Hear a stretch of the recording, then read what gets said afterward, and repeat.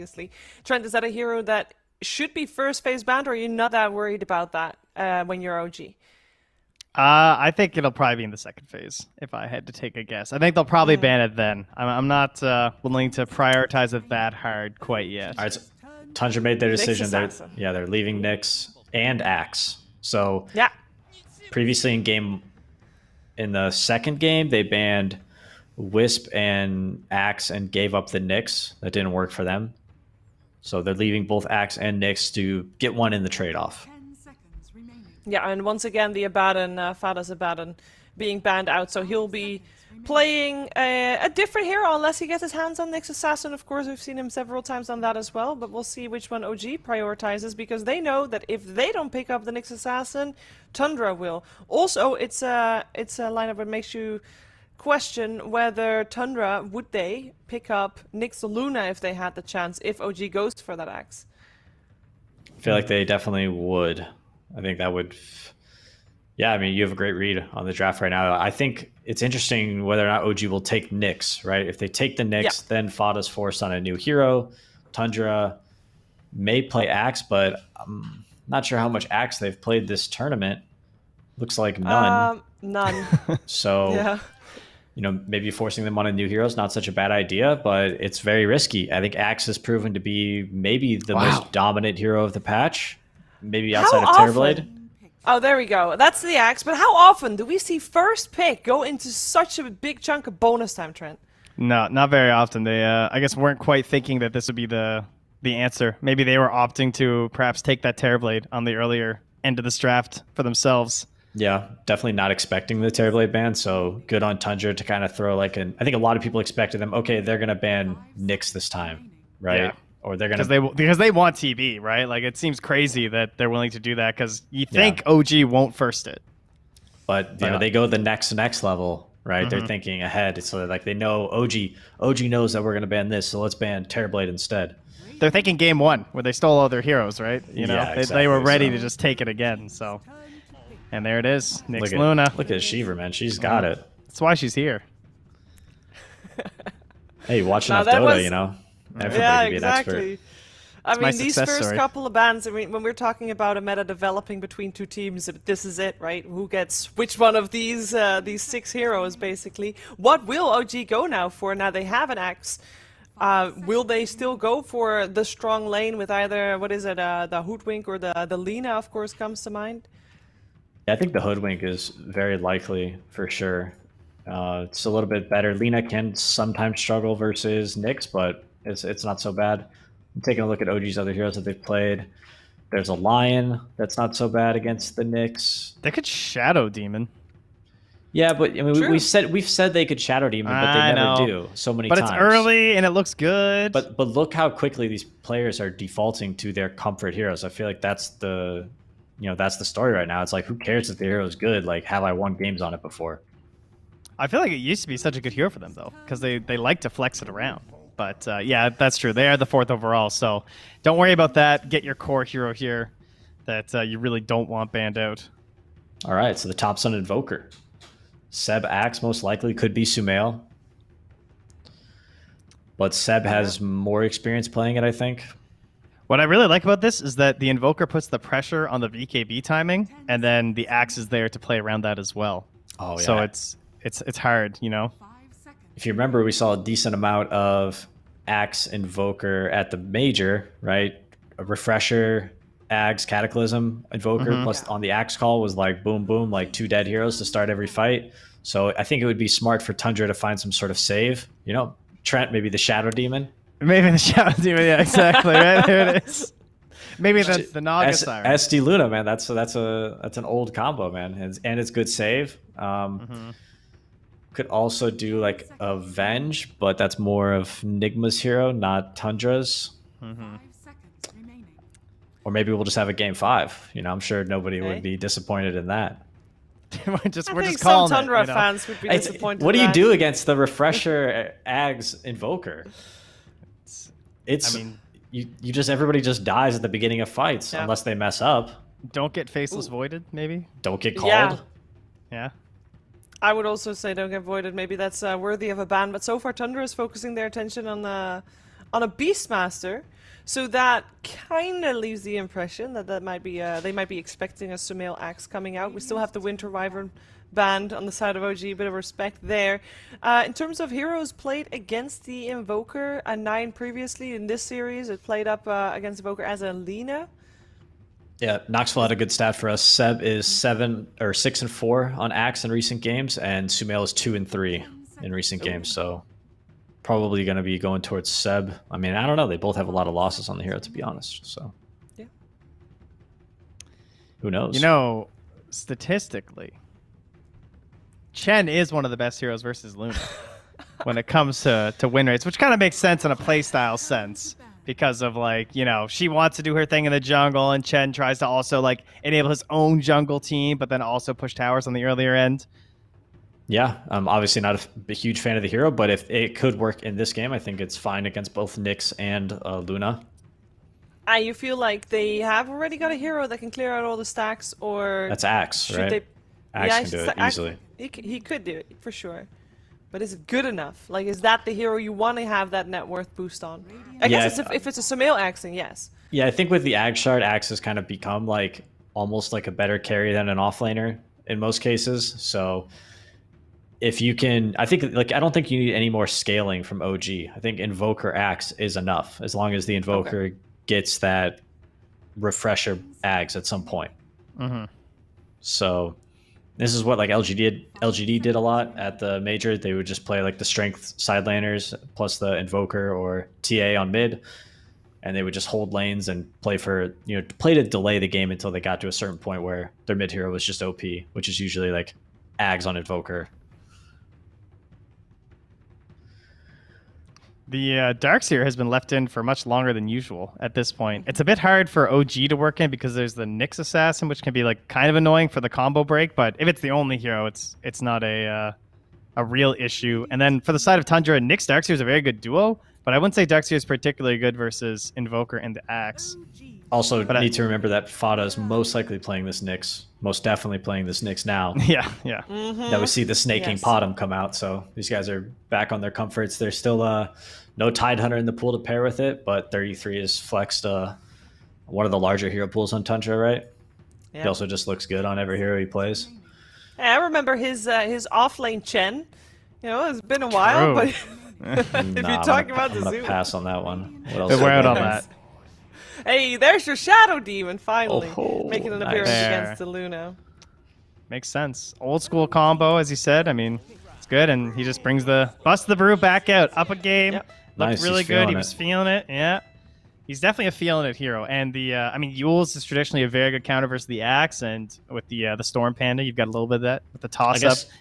You could just play for like Aeon Disc timings, right, on Tundra for the Axe Invoker. So you just have the Aeon Disc into, you know, Panda Split or Satanic or whatever you need to do. I think they need one more annoying lane shover, like a Puck or something, on Tundra, and I really like their draft. Ooh, yeah, if they could just push the tempo and play aggressive. Oh my gosh, OG's going crazy mode right now. Is that Sumail TA? Yeah, it is. It is. Wait. Well, it has to be Sumail TA. Yeah. Okay, I'm good. Okay, that actually sounds like a really annoying lane for a Brewmaster, to be fair. Why? Because of the like, if you have this side lane TA and she's just like splitting onto you, and then I feel like it's kind of hard for the Mirana to leave.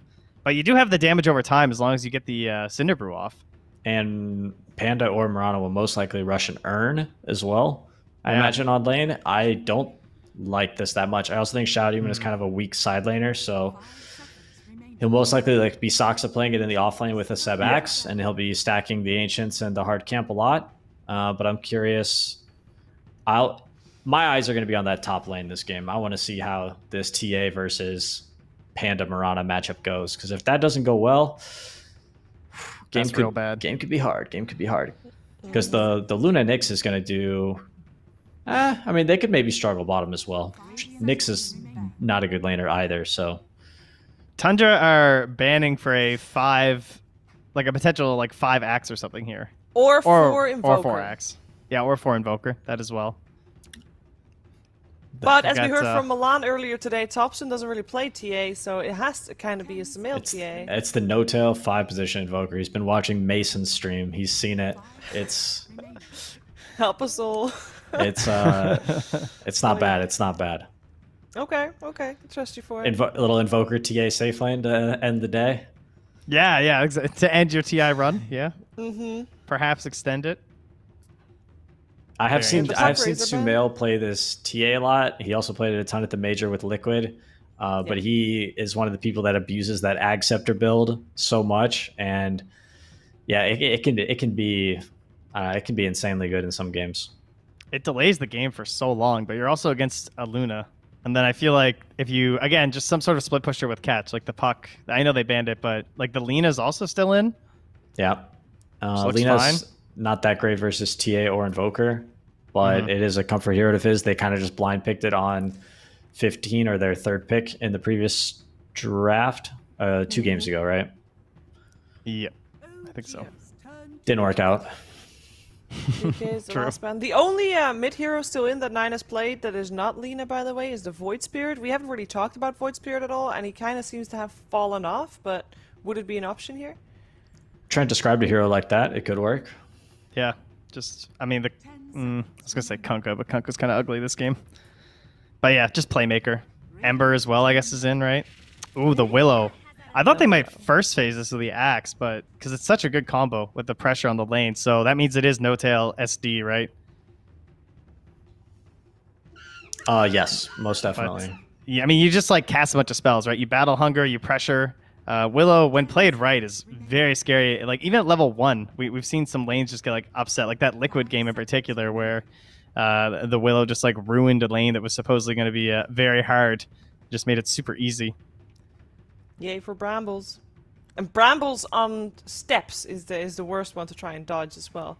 So that's a little tricky. What do we got? A 9 hero. Death? Nah. I don't know. There we The go. Void Spirit. There we go. Comfort. Sticking on the comforts. I just want to say I think both carries are going to have a hard laning phase, and I think the one that manages to not get punished as hard is going to have a big advantage in this game. They're going to be able to take the top tower from TA when Panda hits 6. Question is how many deaths will Luna have before then? Okay. I think because I don't want you guys to predict. Just want to put that out there. You don't have to predict. It's been kind of, you know. What? We've lost predicting privileges? We don't jinx it. I don't want to jinx anything here. I just want to know what's important for this game. So Peter, you're saying this top lane, that's the one you're going to watch. That's all eyes on that TA versus Brew. Yeah, I think Shadow Demon's a pretty weak laner. Shadow Demon TA doesn't sound like the best lane. I could see it getting pretty ugly, but hopefully not. What are your eyes going to be on, Trent?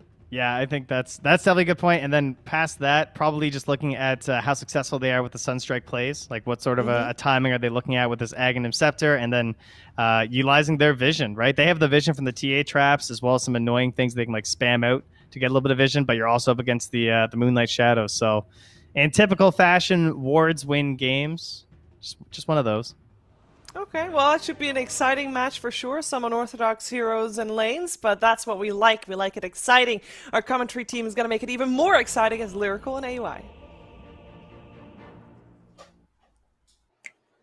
I can't wait. It's game number 4, Aui. We're all here. The sort of table has been set, and we're ready to eat up a smorgasbord of delicious OG versus Tundra action. This game number 4. How you feeling? Do you like the last pick? I saw that you were typing away in our little chat thing that you were thinking it was going to be a Void Spirit pick, and they ended up going for it.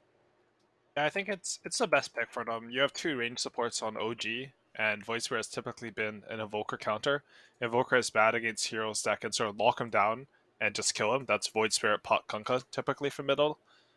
And yeah, I'm actually liking this Tundra draft. I don't have that much information on Templar Assassin safe lane.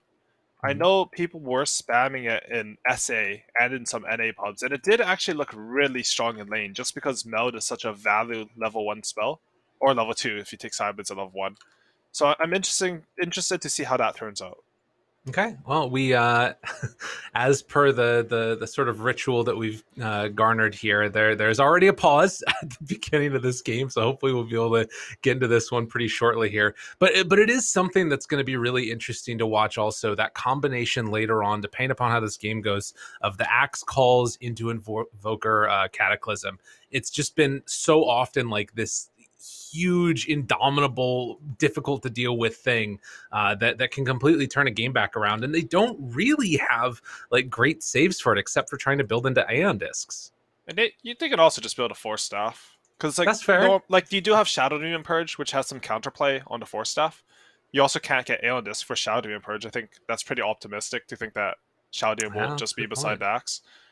But I mean, your counterplay to it is out-positioning them, right? Like if you have Split Off, if you're Moonlight Shadow, if your Nyx scouts them, all of a sudden dumb jumping you with the Cataclysm is much less realistic. Maybe you find Invoker, you poke him, maybe the Cataclysm isn't at the same time as the call, and the combo doesn't have as high percentage to hit. 3-3, he's actually going for the same build, just he's given a Sentry by his team, probably to block a cap, and he just has that Helm of Iron Will queued up. Dude, they've done this every game. No item strat. It's the new hotness. I mean, it's looked pretty good. I think a lot of it has definitely been like the microing that we've seen of those creeps early on. I'm not sure if he walked quite within vision there or not. Yeah, I was looking at that too. I wasn't quite quick enough to see when his smoke ended. I think he didn't because they would have pinged him on OG, but they might have just said something in comms. Yeah, I think it's like an item that its effectiveness depends on your ability as a player, though, right? Like, you can't just randomly go in and build Helmet the Dominator. If you don't use a creep to the full efficiency like 3-3 has been, then it's sort of a dead item, to be honest. Well, OG, I think this ward from OG, like in their own triangle. Interesting. Well, it actually is going to scout Fada, who's going for a bit of a wraparound there, so that keeps Saksa alive. And it looks like it's going to be a trade-off there of two runes. Oh, wait a minute. Thompson going down. They've got the stun afterwards. Right-click's coming through. Thompson gets pulled back in with the taunt. And they give... Oh, wait, Cold Blaze? Nah, able to get him. The Cold Snap. They still get the kill into Thompson. I thought 9 was going to get the last hit. Fata ends up taking it instead. Yeah, a clutch Cold Snap from Thompson. I mean, clutch, he got first blooded, but giving the first blood to your enemy mid laner is a big deal. Fada getting it, not as much. And look at this, they're just defensive tri-laning out from Tundra. Maybe they realize they have some read on this game that Axe could be a problem. So if he's going to be a problem, just shut him down now. They're ready to go. Stun goes out there. Snaking has the follow-up arrow. Good sidestep there by Seb. Still going to take a lot of damage. Yeah, you hit the level 1 ones on Invoker like that, but you missed this one. That's right? pretty funny. What's going on, King? Got something to say? And honestly, this is a cool read because I don't know whether they thought TA would take... Oh my god, that Milkshake is low dash. I don't know if they thought he would take Psyblades, but if he had taken Psyblades, the lane would have pushed into 3-3 and would have gotten free EXP. They are sort of zoning him now, though, with this meld at level 1.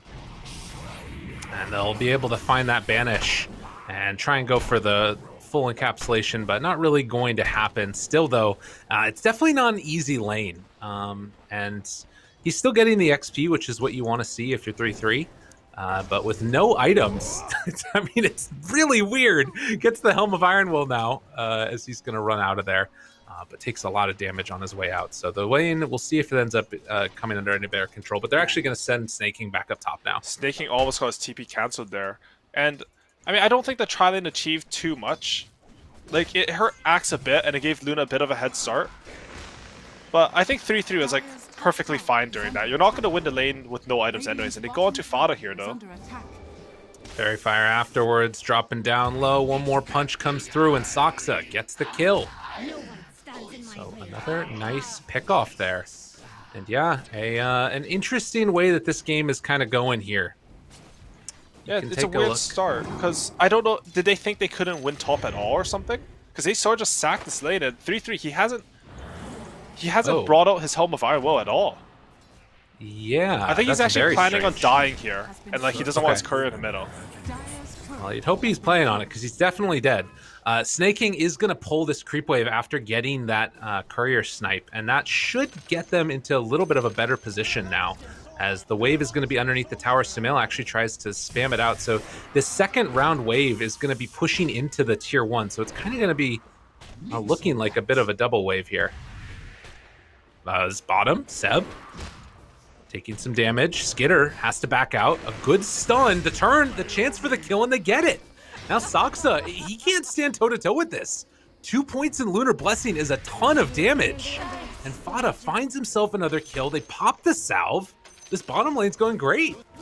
Yeah, and I thought the tri-lane didn't do anything, but something that happens in Dota, sometimes there's like sort of an invisible effect, you know. Maybe Seb was a bit lower because he had to burn more regen early, and then it leads to this big double kill, and now Skitter, he's having a really good lane. That is definitely a tough one. Now, if there is some salvation here for OG, it is definitely up top, where Sumail 22-10 right now versus the 9-2 of 3-3. This is with Mirana doing some stuff off to the side, but nonetheless, Sumail is definitely having a good game on this TA. Yeah, every time 3-3 walks up into lane, he just gets meld struck. It's -5 armor for 12 seconds. It's one of the best level 1 spells in the game. Meanwhile, in the mid, they do have 9 who goes to pick up that bounty rune, stacks up some camps along the way. That's cool. He stacked for his carry, right? Or maybe for himself on a hard camp. But just eking out a little bit more efficiency. He did have to start with the Aether Remnant mid. They got the first blood onto Thompson because of that, but that is a little bit of a disadvantage coming into this lane. And Thompson, he's doing quite well in this counter-picked lane. He definitely is. This is what you'd want to see out of a counter pick. Ooh, and that was kind of nice as well. Takes off the Resonant Pulse. Only level 1 on it, but that's a little bit of extra pressure that you're able to get by Thompson, and actually going in on him right now. Has another round of Dissimulate, but not enough mana. Looking for the attempt. Has the stick charge afterwards. Pulls him back into there, but doesn't have enough mana. Oh, he's 10 away. If he was able to get that level 3 Dissimulate off, might have been able to burst him.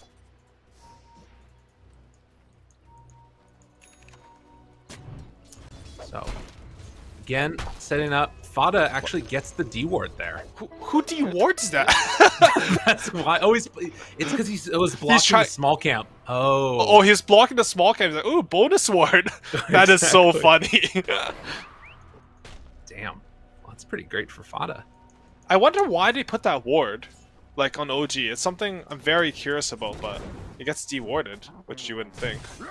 Oh, play out to mid. Bottom as well. Action going on. Do they find Thompson? Not going to be able to get him. And likewise, Seb able to get out of the trouble bottom.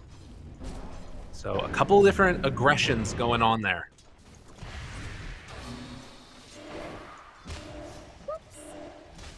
The 3-3, he's sort of been left on an island this game. But he's actually doing okay. He's level 5. He has 19 CS now. And, I mean, he almost has his Helmet Dominator. You can't be too sad. You will if you die, though. Can't get the block off there, and Seb goes down on the bottom lane. Skitter looking for this chase down. Fada does have 5 stick as well as Impale, but won't go for a turnaround there. Skitter, he's, I mean, gotten really close to free farm. He's gotten involved in 3 kills. 2 of them he took himself. Things are looking really good for this Luna. Yeah, for sure it's looking good for Luna. It's also looking pretty strong for TA on the other side. They're both keeping up a net worth, and 3-3, he actually narrowly managed to survive dying there. He had 5 stacks on it and live with 50 HP. Mid lane though. Go again, round 2. Can they kill him? Thompson in trouble. He drops. Fada making the rotation, finding that. Things are looking quite good for Tundra in the early goings here. And look at 9. He glyphs his wave so his catapult stays alive and then tanks a couple tower hits. He sends his stupid support home so he can refill bottle on Nyx for him. And, you know, he's feeling good right now. Voidspirit as a hero is very strong when you have enough resources to make moves. The reason he fell off is because his laning got nerfed a little bit, which led to him having less resources, and then he can't make the same sort of moves that the hero wants to be able to make. He might just be walking home here. No, Fada doesn't want to commit the TP to mid to refill the bottle. So what you're telling me is that, like, if he's able to get through that laning stage, it's the same strength of the hero that we've seen previously. Yeah, I think so. If he can get through the laning stage, getting his bottle refilled or getting runes, it's still a very high potential hero. Ooh, Centaur creep picked up top. And meanwhile, Fada getting chased down a little bit. They tried to make it go onto Seb, but he has the Vanguard done. 9 TP. Turn. trying to get out of there. Void Spirit looking to clean up. Can they do it? They take down one, and Fada able to live another double kill for Skitter, but Thompson makes that rotation. 9 runs into him afterwards. Have to be a little bit careful about his positioning here. Can Thompson clean up? Well, a chance. They jump over. Oh, he's stuck over on the high ground. Did they see him? They didn't quite spot him. Or did they? No, he gets away with the dissimulate. And it's an Invis rune up top. Meanwhile, top. They catch him. Sumail looking for that chase down, thinking about popping the primal split, but don't decide to go for it. And Ooh, this is completely shoved off the lane. Like, look at 3-3. He has his helmet on there. He got sort of dumpstered in lane, but he's doing completely fine. He's running at Sumail. Like, who would expect this? Stealing his EXP from the stacks even. Very annoying thing to deal with. And Seb keeps on coming back down here. He's level 5 right now. Compare that to Brewmaster, who's almost 7. Thompson looking to turn this around. 9 is in the area.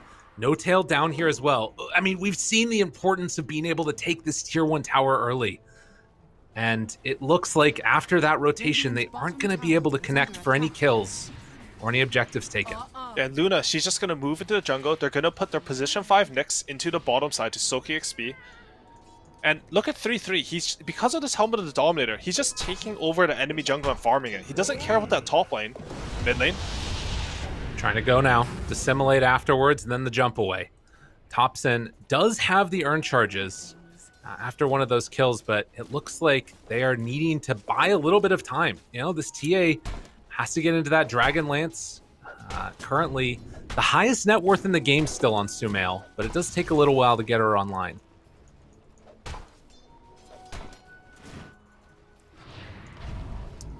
Fada making the move up there, but yeah, Sumail, that's a trap setup.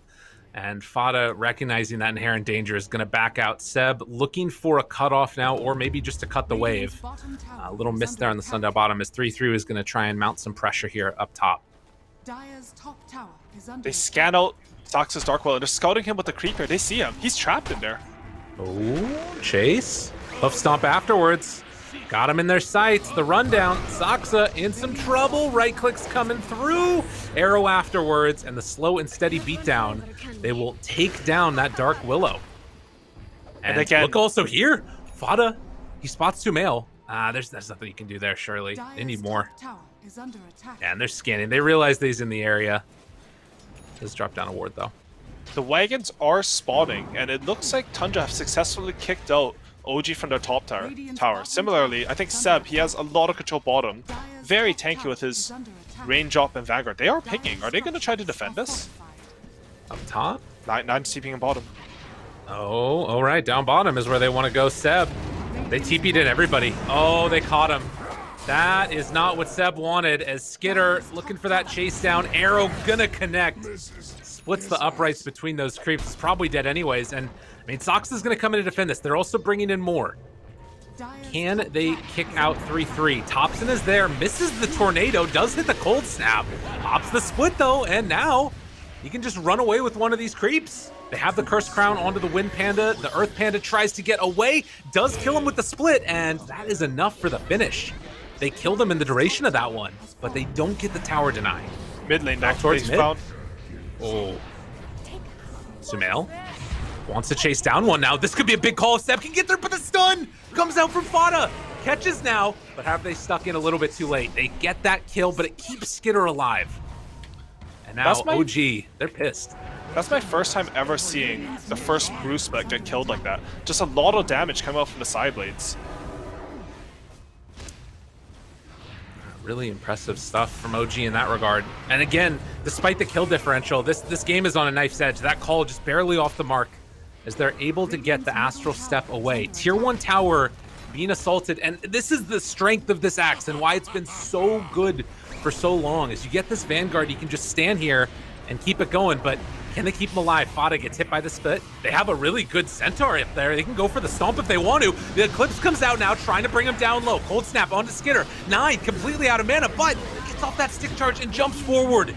Looking for more now. They've already taken it down 1. It's the axe, but they'll also find the kill onto 9. OG's still very close together as they're going to kill the Centaur, take the tier 1 tower, and then back out. OG, they're just bringing the numbers to these fights. They bring everyone, and they managed to overwhelm Tundra, who, I mean, they also brought everyone, but they didn't have the Brewmaster split there. They managed to use Eclipse, they trade out for Seb. I think you're actually okay trading Void Spirit for Axe, but OG definitely come out ahead just because they also got that tier 1. Don't snaking bottom. Yeah, Seb will get that call, and that should turn into a quick kill. So OG striking back and making some solid plays here. 3-3. Is he going to get ran down by Sumail? Look at those side blades. They move in and take his life afterwards. OG, they want to go to TI. They are not giving up anytime soon at all. I think a big point of contention that's going to come up soon is this Ancient stack. Because OG, they have Axe and TA, two of the best Ancient farmers in the game. And Luna, she really wants to stack to accelerate her game as well. And looking for a catch there, not going to get it on the sock set. I mean, does that mean that as OG you need to start? I mean, they're already taking the Ancient stacks, actually. So it looks like Tundra a little bit quicker before anything can really happen there. But then on the opposite side also, they were able to get the D ward on the blocks of the Dire Ancients. I guess it's not that big an Ancient stack, but I think just the Ancients in general this game, both teams farmed the Ancients so fast that you can see exactly, like they were trying to ward up the Ancients of OG, and then they're trying to break the triangle of Tundra. And Fada's getting caught here by Thompson.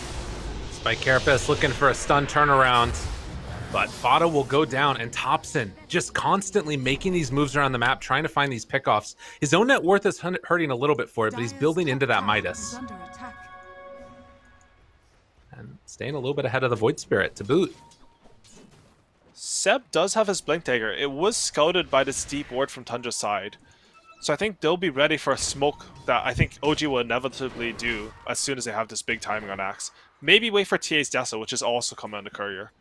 Any kills will lead into Roshan. You have Invoker Alacrity and TA with a Desolator. 15 minutes, they spot Thompson, run around Ghost Walked, as Snaking will back out of there. And Tundra playing very close together right now around this triangle. As you said, they recognize that inherent danger of the big opening coming from the Axe Blink, and so they're just playing together and farming to get to that next set of items for themselves. Trying to get into the Manta, but very even again. Tundra, no, one game away from going to TI. Two of these players have never been before. And on the side of OG, of course, looking for a return visit.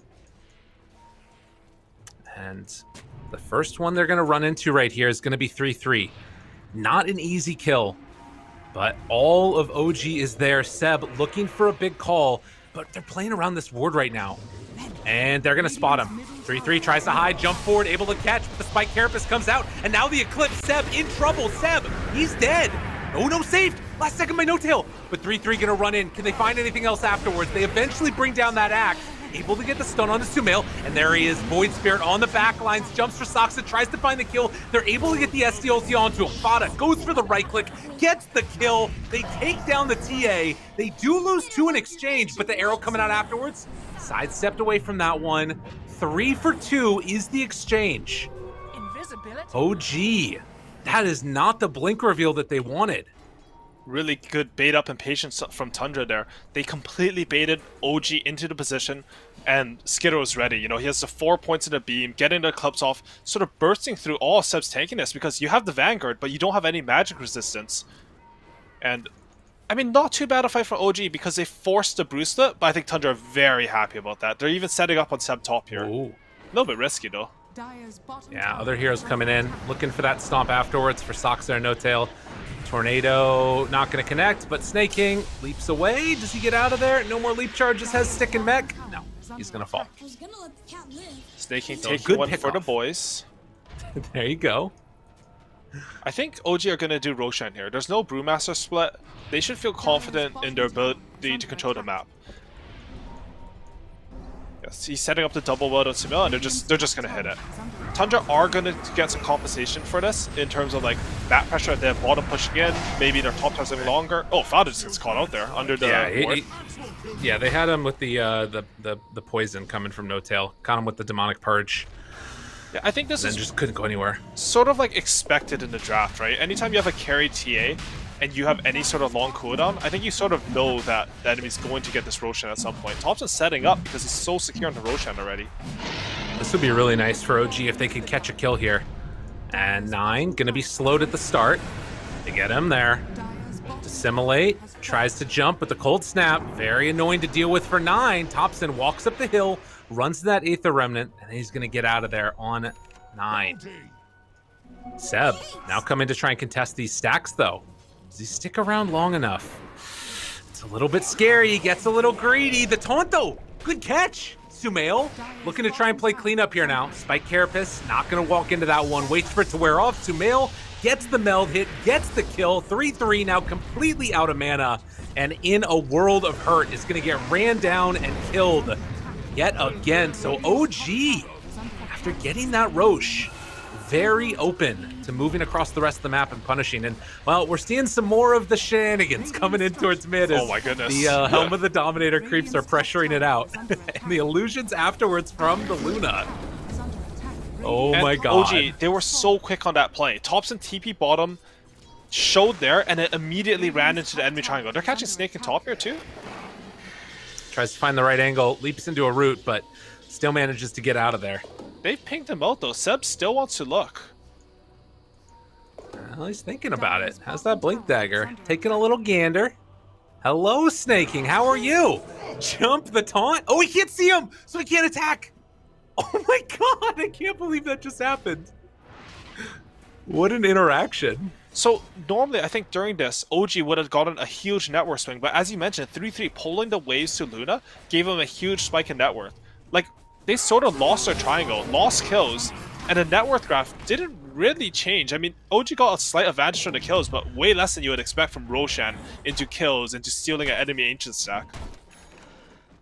Oh, and now 3-3's picked the Alpha Wolf creep. Probably going to make that follow Luna just so she can farm even faster. Yeah, it's quite an increase in the amount of damage that you've got. And she is trying to, next on Skitter, get into that BKB. Which obviously doesn't help you against the call, but a lot of the other damage will be imperative. As we see Fada, again, doing the Fada things. 3, 8, and 9 right now on this Nyx Assassin. Making a little bit of space for the team. I would like to see a buckler come out from someone on Tundra. I feel like it's very important. The last 2 times Brewmaster has split, or maybe even 3 times, Sumail has just meld hit the wind one and just right-click the rest of them down. And a buckler would provide so much EHP for those pandas. I mean, 3-3, his ults have been very effective, but it's hard to play Brewmaster when all your pandas get low like that. Maybe a Wildwing Ripper at some point or something like that could be cool to Yeah, I pick can see up. that. That would be good. It would also break TA's refractions very quickly. Who has picked up the Egg and Scepter. He's going to be able to play all over the map with this item. Afterwards, going for the Shard. So OG taking advantage of this timing now. They've got just under 2 minutes left of the Aegis. They're going to pressure forward, try and get this tier 2 tower here. Seb looking for an opening. Obviously building towards that Manta style that we've seen be so effective, but they're going to pop that glyph. Counter glyph used by OG, and both of the side lanes being pressured out. As the BKB's completed, actually disassembles the Dragonlance to get that finished for the Luna. So they are ready and prepped for this fight that they think is going to happen pretty soon here. They do still have Aegis for a full minute on OG though, so it's not so easy to push into them. You would have to get a very good engagement. Dire's bottom tower is under attack. Fada, again, scouting. They have a ward there. And able to connect. Have the brew split afterwards if they need an arrow. Gonna be off the mark, connects onto that Scorched Spirit, and, well, Seb is going likely to fall, although Sumeli jumps back to the trap. Able to catch him. The fight was going on with Void Spirit, keeping the rest of them away, but now they have the lift up onto TA. Fada buys back into this one. 9, Dissimulate, tries to jump away. They're keeping Sumail isolated away from the rest of the fight.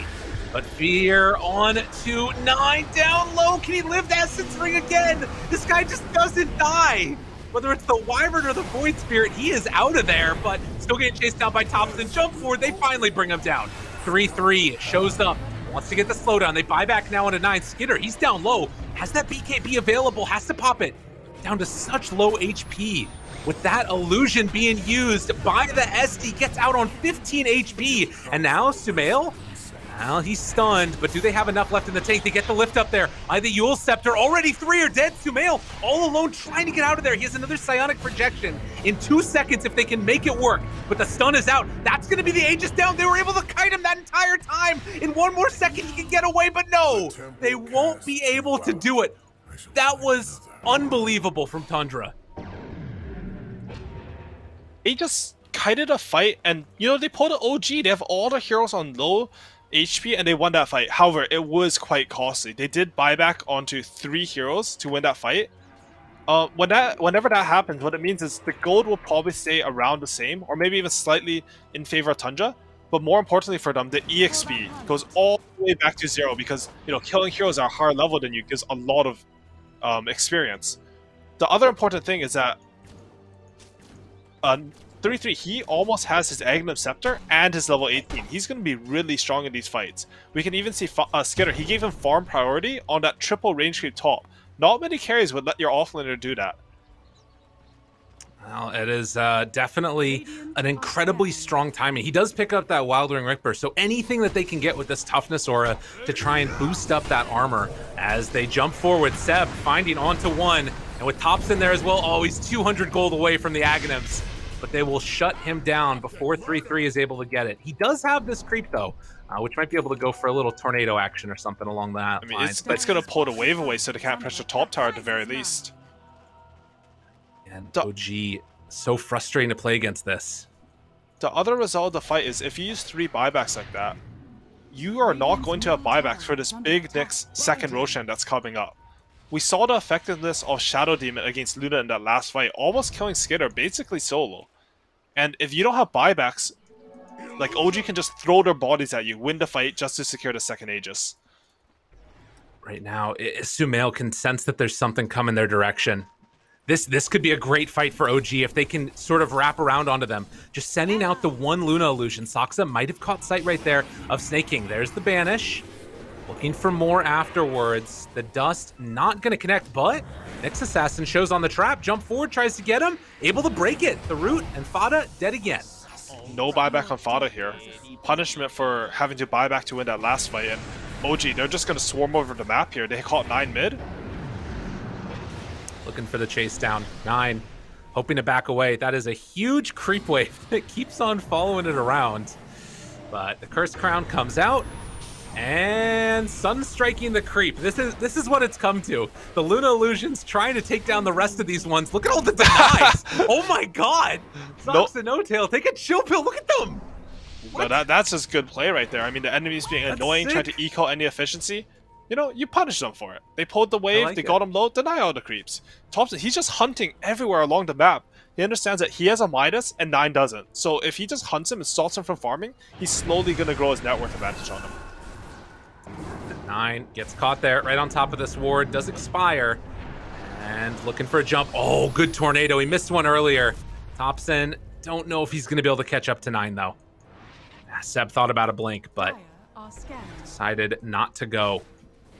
So a 5,000 gold lead for OG still in this game. We've seen them lose these leads over and over again throughout this series. Do you think that they have the tools to like close this one out though? They've got like great vision inside of the Roche pit. You know, they've got this axe that's been the be all end all. But they got No-Tail here. Looking for him, trying to find it. Those Luna Illusion's gonna do some good work, but they catch the arrow afterwards onto the Invoker. And now the lift up.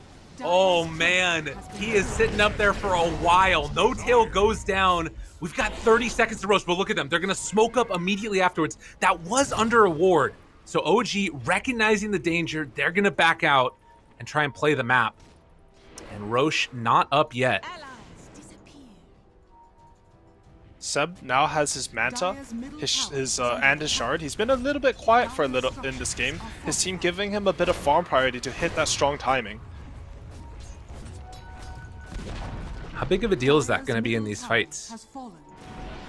I think it's going to be a big deal because it makes it so that it's hard to use the Brewmaster Dispel. Right now, the idea for Tundra is that if Luna gets disrupted, you can dispel the illusions and instantly kill them.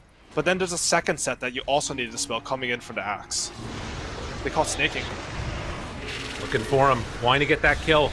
Dual Scepter afterwards, living for the moment. The stun comes out. The call is there. They caught Fada too.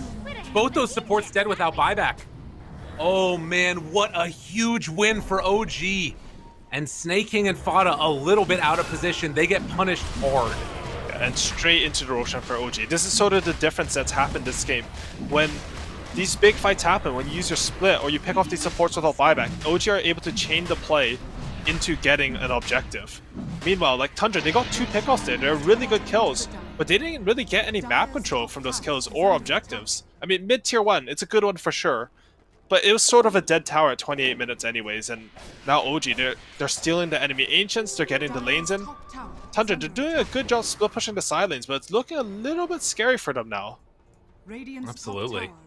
It is potentially very difficult now to try and hold off against this. They do manage to find the ward on the side of Tundra, taking that one out in just a moment here, most likely, if they actually leave the base. But up top, 9, they're hunting. Good ward set up to find him.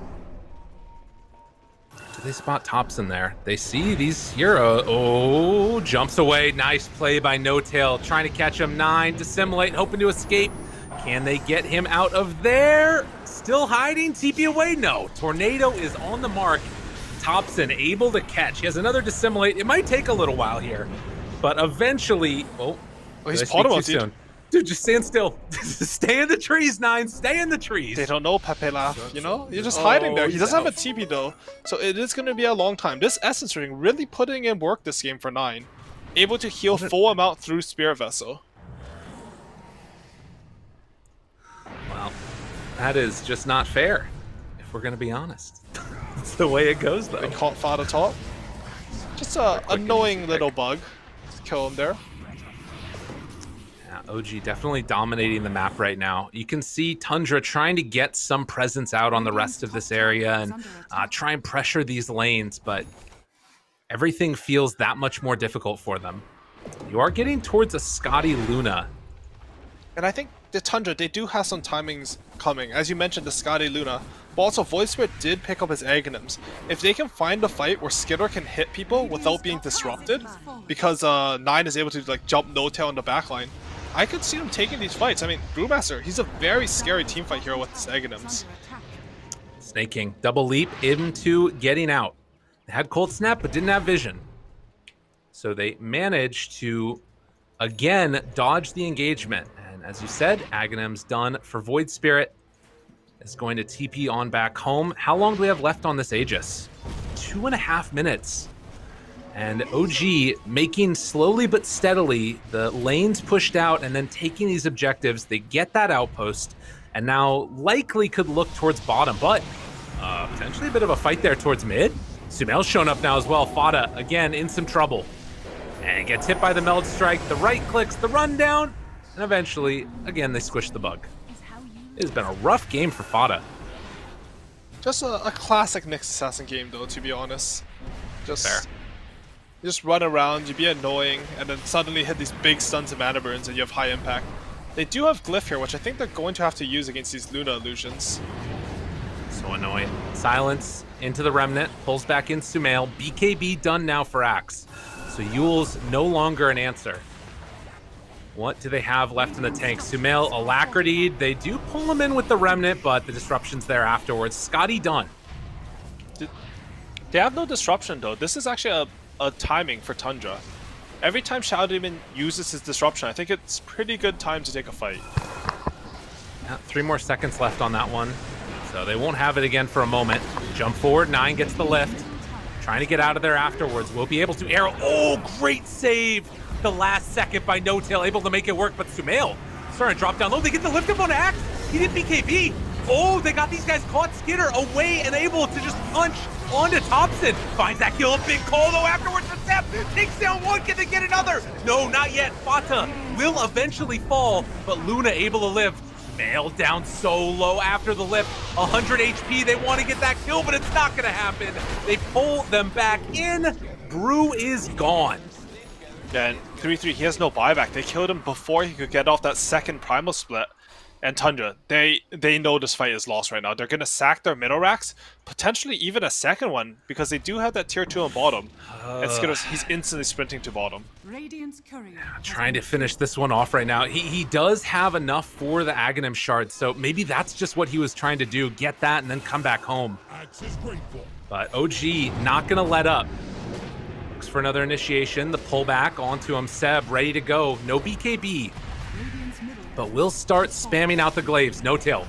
It's that disruption afterwards. Silence onto 3, not bad. 9 pulls back in, no tail. The lift up for the stun, there's no save for him. Skitter able to find that kill. They get the stun on Seb as he jumps. The Aegis wearing off now. 9 trying to back out.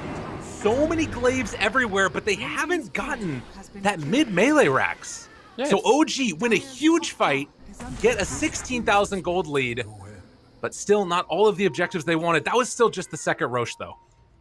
That was, and I'm honestly surprised that they didn't get one or more racks there. Usually when you have Desolator plus any carry with Alacrity hitting your base, it means your racks are dead. Maybe a little bit of over-aggression coming in from No-Tail, sort of blinking into your enemy to try to get those Luna illusions. You know, he wanted more than just this set of racks. He wanted to kill his opponents and get the racks, and it sort of backfires on him. And 3-3, he's actually picked up a gem. This usually means, if you're behind and you pick up a gem, it basically means you're all in. You will lose so much map control if you die with the gem. Snaking, he's getting gone on top. Again, trying to get out of there. Gets off that Moonlight Shadow. Has the Yules afterwards to try and live. Oh, the jump. Wait, they got him caught though. The stun. Thompson's in trouble. The right clicks come through and they got him dead. And now trying to turn on to more. Skitter is godlike. Despite being down 13k gold, they're actually making these fights work. And on the other side of the map is Sumail, who doesn't want to show up for this one. So they lose 3. And again, it's Thompson that goes down. Tundra finding a way to fight in this game.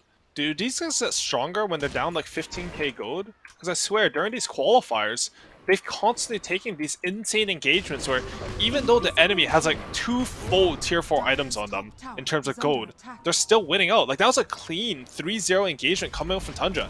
They didn't even use Eclipse. And now they're the ones pressing high ground. Oh my god, Thompson doesn't have buyback for 50 seconds. Can they get this? There's also a scan, so they know that nobody's up there waiting for them. There's no like double meld play that's about to come out.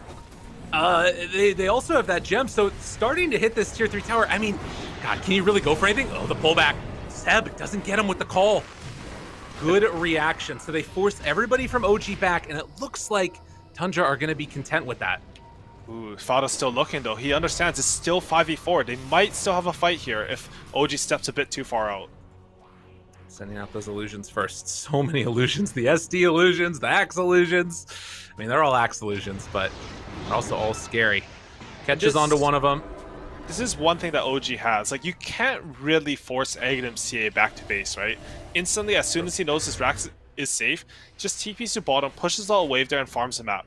Because of his ability to stay on the map and just keep farming, Sumail's actually are almost level 25. A full like 2-3 levels ahead of both Skitter and 9. That is pretty wild. And now has the Daedalus done. Yeah, Sumail might just be able to carry this one all the way through. The way he's playing is so good. Yeah, and he's very farmed, but TA traditionally has actually been pretty weak against Luna. Luna being one of the heroes that can remove your refraction when you use the BKB very easily because of glaives. Just being high armor because of the stats, you know, he builds Skadi Manta, and usually that matchup swings Luna's side. I'm not too sure about the carry versus carry matchup. Usually it's a carry Luna versus a mid TA with a little bit less priority, so maybe that changes it a bit, but I'm not too sure. Alacrity also probably changes a lot in the matchup. A lot of potential things that come up, and of course, as we have seen time and again, potentially the dreaded tier 4 neutral items, which are 10 seconds away at this point. So we'll keep our eyes on it. They take out another one of those TA traps that was in the pit, keeping this Alpha Wolf in there.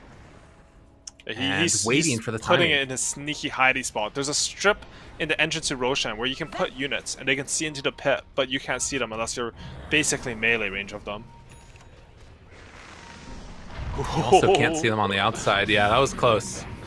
He's looking. Close. He understands that if he catches No Tail, there's a high percentage that Luna can just carry the fight. He'll get buffed up from, you know, some Alpha Wolf aura from the Helmet Donner coming for 3/3, some control with the Bruise Split, and Luna's strong in these fights.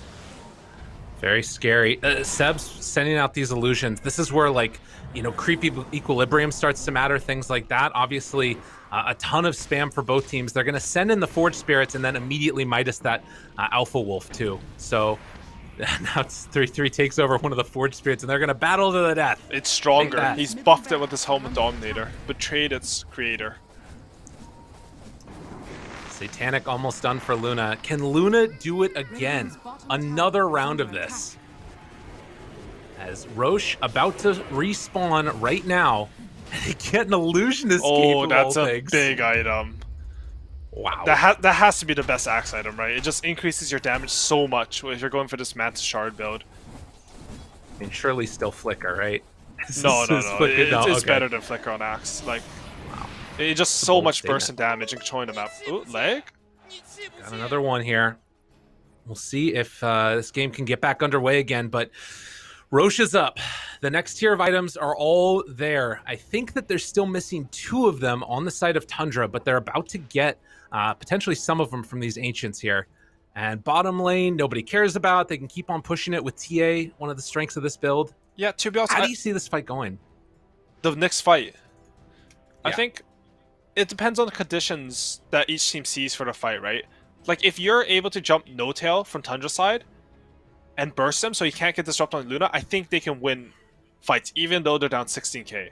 But OG, they still do have that dominant gold advantage, and more importantly to me, I think they have the map advantage. Just because of how, like, Manta and Axe plus TA's Aghanim's functions, I think they should feel like they can always push in more creep waves than Tundra. This should allow them to have more vision and information, meaning it should be harder to jump no tail. And this is all Dota theory. In the actual game, in reality, like, there's a lot of factors going on, a lot of things to think about, and you can mess up. And right now, I would like to see TA sort of zap to bottom lane with Psionic Projection and just keep shoving that wave in. He's very hard to kill between the Aghanims and the BKB right now.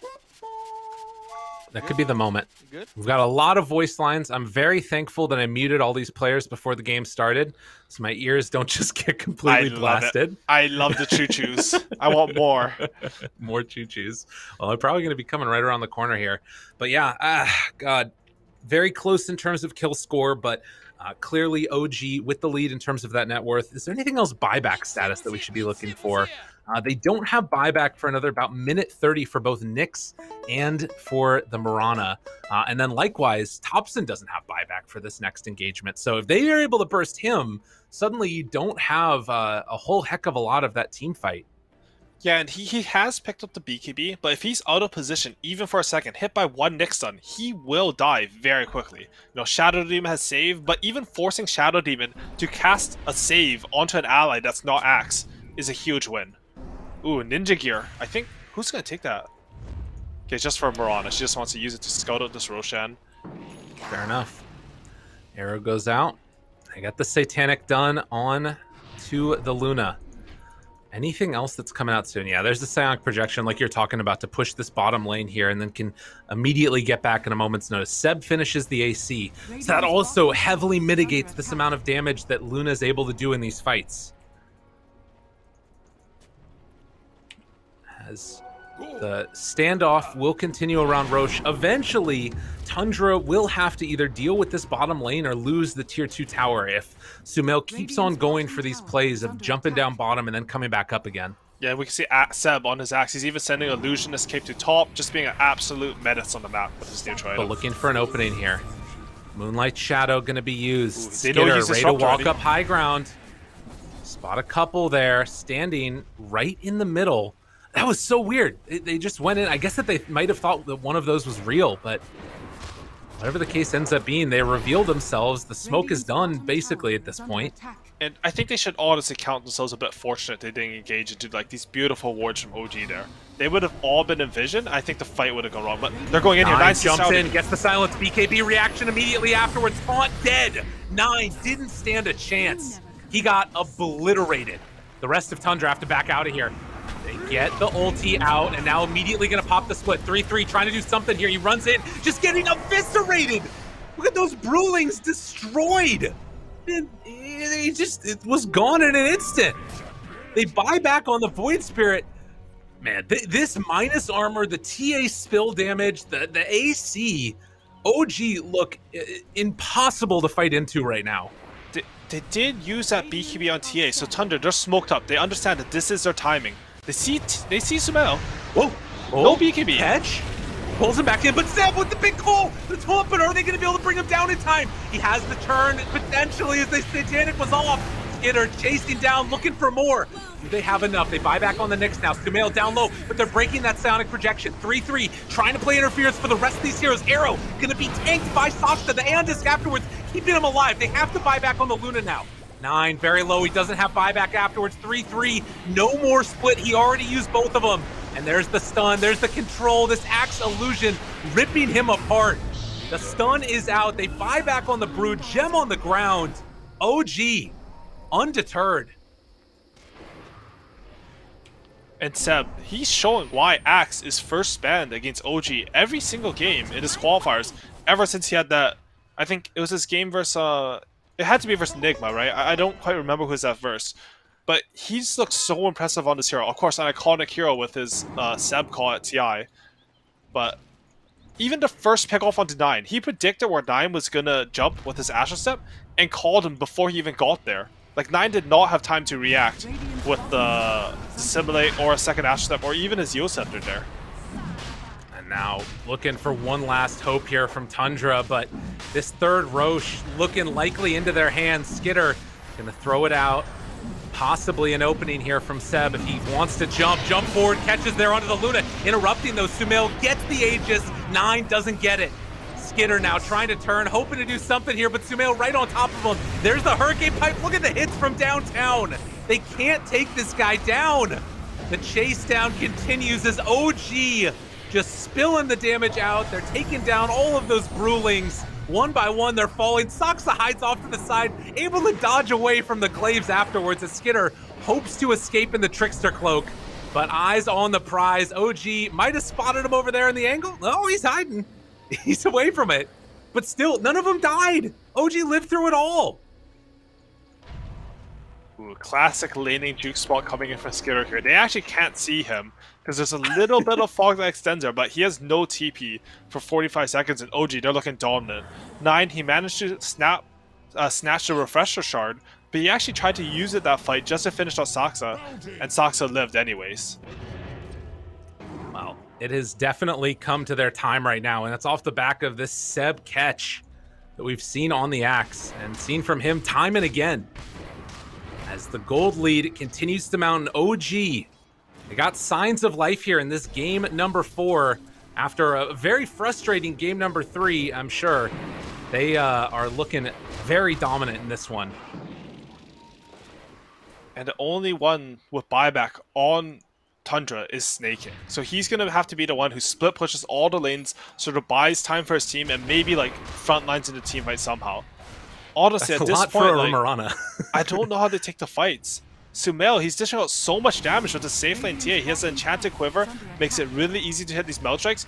But more importantly, they're just spamming illusions at them. Like punishment to Luna players. You know, this is how it feels. That's true, man. It's deadly. They pull back in onto Sumail again. Arrow afterwards, but what's the follow-up?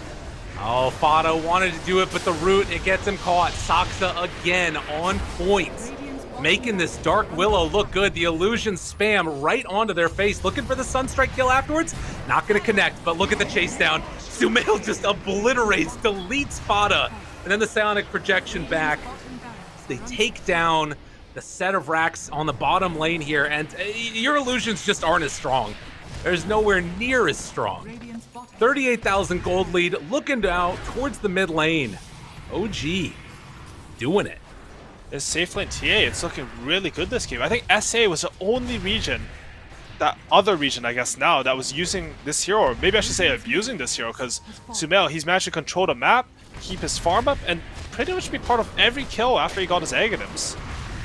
One last grasp here. Tundra trying to hold on, but OG doing everything that they need to. No-Tail is there for the save onto Sumail. They turn their sights for the tier 3 towers. OG dotting their I's, crossing their T's, making sure that this one's a clean finish. But is it going to be? No-Tail jumps in, but they're able to catch there onto the Brewlings. Lift up now onto Snake King. 9 pops the BKB, trying to bring down Sumail. They kill him once. Can they do it again? Snaking, dropping low, Saksa able to clean that one out, but that is the buyback. Taunt afterwards. They have BKB back up in 5 seconds for Sumail. As 9 trying to jump in and finish off Saksa, but he's away again. And just like that, they are setting their sights back and actually retreating for the moment. Okay, OG taking this very carefully. I mean, again, it's their TI life on the line. You have to play this one safe. I think they recognize that Tundra were desperate there. I mean, they've used their last smoke, I believe. And, oh, wait, Fada still has one. They actually have a lot of smokes still left into this late game. But if your opponent smokes and and they're desperate, they use buybacks or committos, sometimes the best option is just to wait it out, you know? It doesn't matter your 40k gold ahead. Maybe we'll have a higher percentage fight when we get to choose a fight in 1 minute. You don't have to do exactly what your opponent wants in Dota. Enough. And again, that veteran mentality, knowing what it is that they need to do, and only taking the safe fight at this point is what's going to ensure them the victory if they play it correctly. And Tundra, they're hoping for a miracle at this time. Can they get it? Skitter spamming it out, but the illusions, look at these illusions! Silence afterwards on a Sumail, but they can't even find the real heroes. They're literally just gonna kill the buildings with the axe illusions. Walks forward, there's gonna be the catch, the BKB out, Seb blows up Fado potentially one last time. Is there anything else left in the tank? 9 trying to find a target to stick onto. Sumail standing tall there. The BKB cheese still in hand, ready to go. The save comes out. Another taunt there. On to Skitter. He is going to die. 2 minutes gone. And just like that, we're going to move into a game number 5. As all of Tundra die, they catch one more time on the snaking. GG called. We're going the distance, Aui. It's happening. As should be expected, honestly, watching these games, they're so back and forth. You can see the teams, they're really evenly matched, just with different high points. That's what makes this series so interesting. You know, Tundra, they're pulling out some cheesy creep wave foes. OG with a very solid early game, and it all accumulates into some insane games. And yeah, game 5 hype. I don't know what to expect in this next one. I mean, I don't know if I was expecting a full 5-game series, but regardless, I think that this next one it's going to come down a lot to the draft. What's interesting is that we ended up in a situation where there were 2 games where everybody liked their draft, and then they ended up winning on, or everybody hated their draft and Tundra won, and then the one game where we actually liked the Tundra draft, and suddenly they lose it. But regardless, we'll sort of recalibrate our brains, go to a quick break, and we get back. The panel's going to break it all down. We'll see you then.